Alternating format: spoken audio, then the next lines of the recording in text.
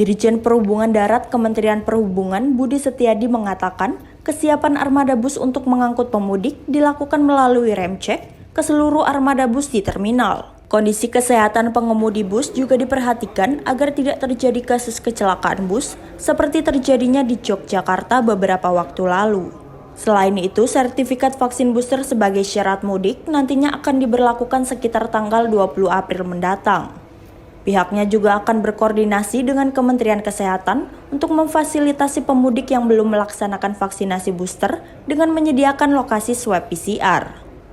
Sementara itu, Budi Setiadi juga menjelaskan terkait mudik gratis yang akan diberikan kepada masyarakat menjelang Lebaran nanti. Sebanyak 340 unit bus yang akan disediakan Perhubungan Darat dengan perkiraan penumpang sebanyak 10.000 dan 34 unit truk untuk mengangkut sekitar 1.000 sepeda motor. Ada direktur angkutan, direktur sarana dengan direktur prasarana, termasuk juga dengan kepala terminal di Pulau Gebang. Dan tadi juga ada Pak Kadisub DKI ingin memastikan kesiapan terminal Pulau Gebang nanti sebagai tempat pemberangkatan dan juga tempat tujuan masyarakat yang akan mudik di tahun 2022. Dan sekaligus dalam pertemuan ini saya juga tadi memastikan kepada semua operator yang pemberangkatannya dari terminal Pulau Gebang ini. Ada sekitar 50 operator B tadi yang sudah kita ketemukan dan kita bicara dengan mereka supaya masing-masing operator yang pertama agar menyiapkan kendaraan dengan baik, dalam arti mobilnya, busnya harus dilakukan ram cek. Dan tadi juga kita, pemerintah sudah melakukan ram cek untuk semua kendaraan yang akan berangkat dari semua terminal yang di Indonesia. Namun demikian kita harapkan peran serta dari semua operator untuk juga melakukan ram cek secara mandiri. Dengan harapan kita ingin memastikan bahwa mobil yang dipakai, mobil bus yang dipakai oleh masyarakat, ini adalah mobil yang sudah siap beroperasi. Dan berikutnya juga saya mengingatkan kepada semua operator yang tadi ketemu dengan saya, agar disiapkan juga para pengemudinya.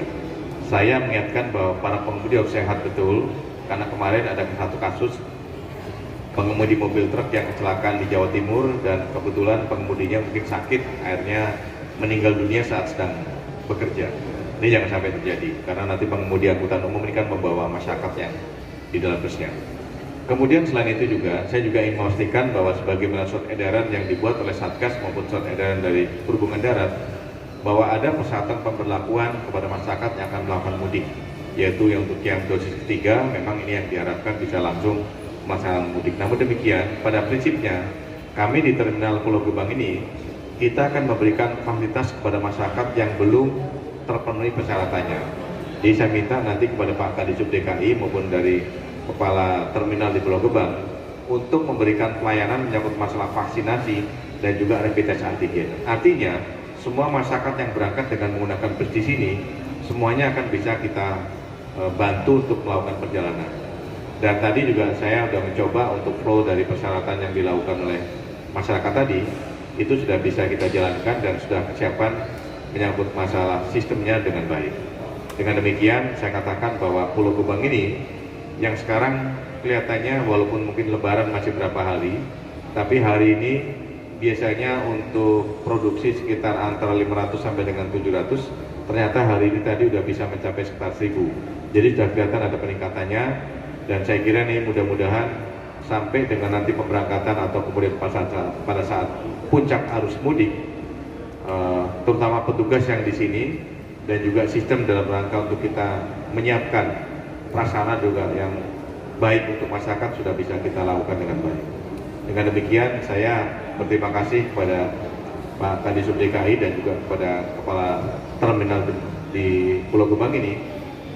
Apa yang dilakukan regulasi oleh Dirjen Perhubungan Darat sudah dijalankan dengan baik. Tinggal sekarang adalah peran serta masyarakat dan peran serta pihak operator.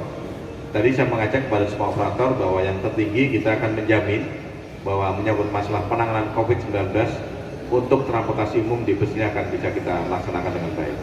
Dan bus ini kan kalau dari hasil survei itu adalah menempati posisi yang ketiga setelah kendaraan pribadi, sepeda motor, masyarakat akan banyak melakukan pergerakan dengan menggunakan bus. Saya kira itu dari saya. Terima kasih. Saya kira nanti kita mulai akan masuk ke lapangan sekitar tanggal 20-an. Jadi setelah itu, dan sekarang saya juga sudah koordinasi dengan Kementerian Kesehatan.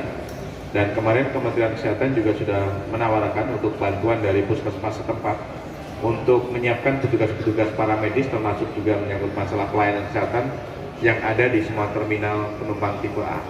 Jadi kita harapan saya mungkin tanggal 20 sudah akan kita pemberlakuan dan kita juga akan sudah mulai menyiapkan pelayanan di tempat-tempat itu. Sampai kapannya Pak?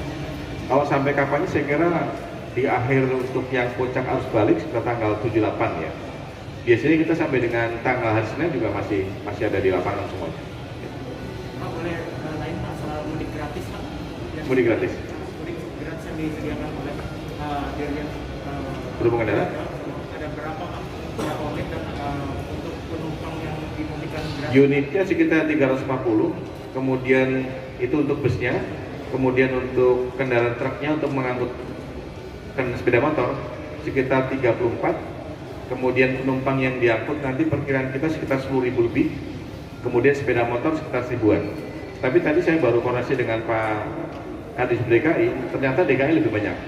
Jadi DKI mungkin akan menyiapkan kendaraan busnya lebih banyak dibandingkan dengan perhubungan darat, mungkin bisa mencapai 400, kemudian truknya juga bisa mencapai lebih dari yang disiapkan perhubungan darat. Jadi mudah-mudahan dengan kita dari Kementerian Perhubungan, kemudian dari Kadisub DKI, mudah-mudahan juga dari BUMN, ya saya kira untuk tahun ini kalau saya saja udah 10.000, DKI mungkin bisa 14.000 tadi, jadi artinya udah 24.000 masyarakat bisa menggunakan fasilitas mudik gratis yang disiapkan oleh pihak pemerintah, belum nanti dengan BUMN.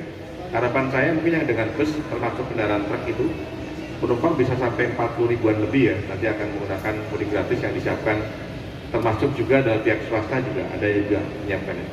Diharapkan momen mudik lebaran pada tahun 2022 ini dapat berlangsung dengan aman dan tertib mengingat masyarakat sudah 2 tahun tidak melakukan perjalanan mudik. Dari Jakarta, tim Sinpo TV melaporkan.